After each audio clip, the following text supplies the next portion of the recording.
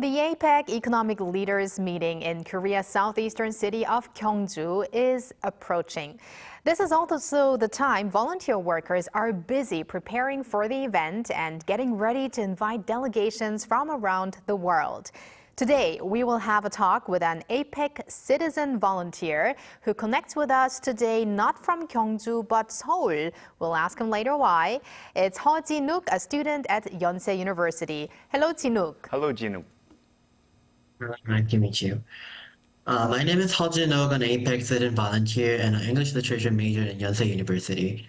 I'm really happy and honored to join this interview and meet everyone today. And we're very happy to have you on the program, Jinwook. So, in just 10 days from now, APEC 2025 kicks off. So, let's first hear from you why you applied for this volunteer program. I've always been passionate about international communication, finding ways for people from different cultures and to understand one another through language. During my military service, I served as an interpreter at Iraq U.S. Combined Force Command, the CFC, where I supported real-time interpretation between Korean and American officers. The experience gave me both confidence and a sense of responsibility as a bridge between people, since I have those skills of interpretation. When I heard that APEC would be hosted in Korea, I wanted to use my skills once again, and this time as a civilian volunteer to help to connect the global delegate to accurate and respectful communication. That's excellent. So I heard that citizens of all different ages and also professions are taking part in this APEC volunteer program. What role will you be taking on exactly? I'm part of the interpretation and translation team based in Seoul Station. We assist foreign delegates, officials, and other visitors as they arrive in Korea, and helping them to navigate from the airport to their hotels and official events. My job is to ensure that language never becomes a barrier between us and them during their stay in Korea. And that explains why you're not stationed in Kyongju, but are taking a very important role for the foreign visitors traveling from Seoul. So, Jinwook, could you also then briefly tell us about the other roles volunteers are taking? Many volunteers are working on-site in Gyeongju, guiding delegates in conference venues, assisting media teams, and supporting those cultural programs. Others are handling logistics, transportation, or hospitality. It's truly a team effort where everyone contributes in their own way and their own skill to make this international event very successful. Right, so with the event just around the corner, as Seoul mentioned, 10 more days, how are you getting ready for your duties?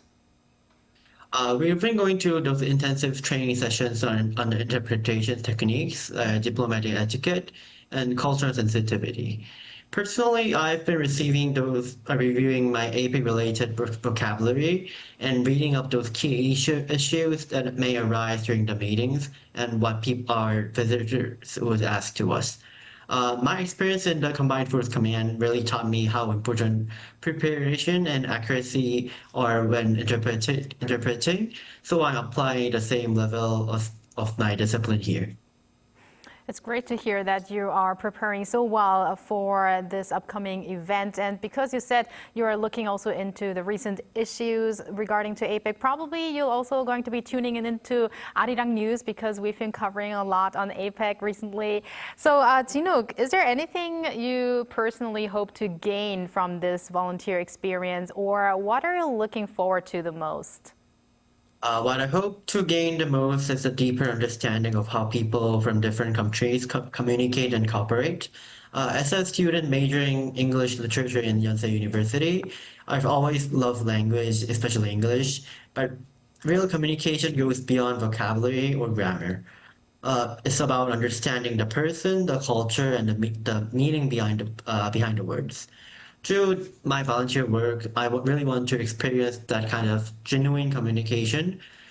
And also, I think this will be a valuable opportunity to learn how a large-scale international event is organized, especially in Korea.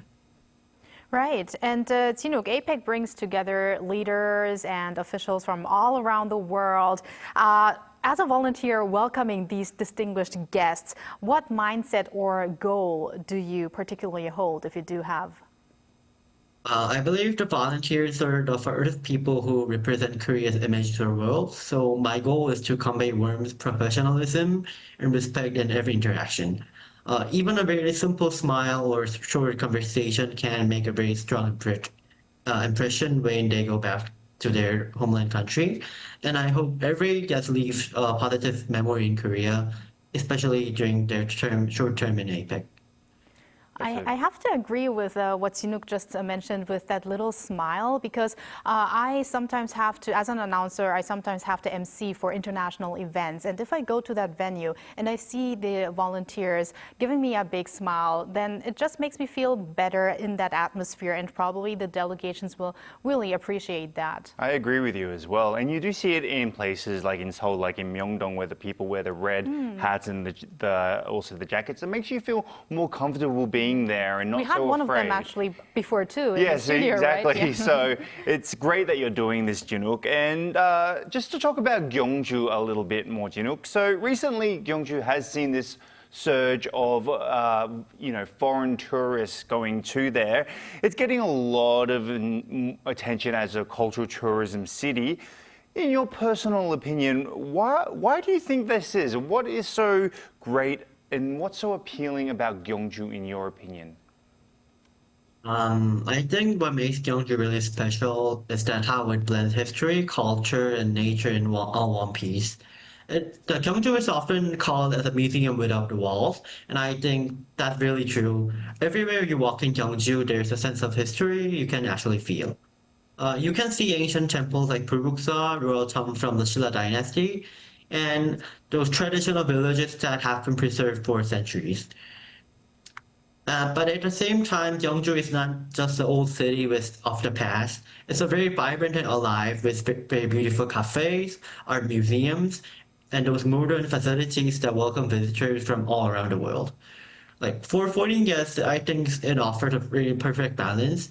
They can experience Korea's 1,000-year-old heritage while also seeing that the tradition connects with our modern life today, from Silla Dynasty to our Republic of Korea. Personally, I believe that the true charm of Gyeongju, a place where Korea's spirit, both ancient and modern, comes together in a harmony.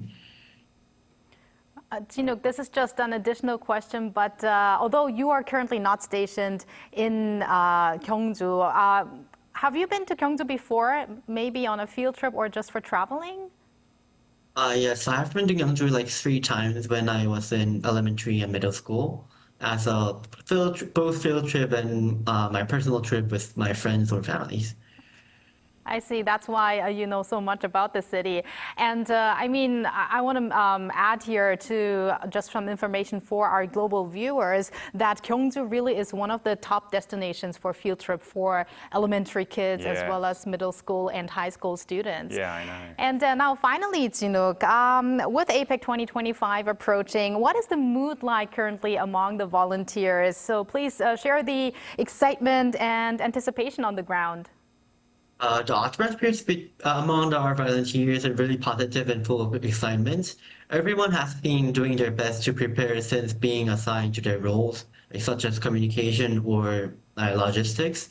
We've been sharing those information, exchanging tips, and helping each other online to make sure we're perfectly ready when the event begins.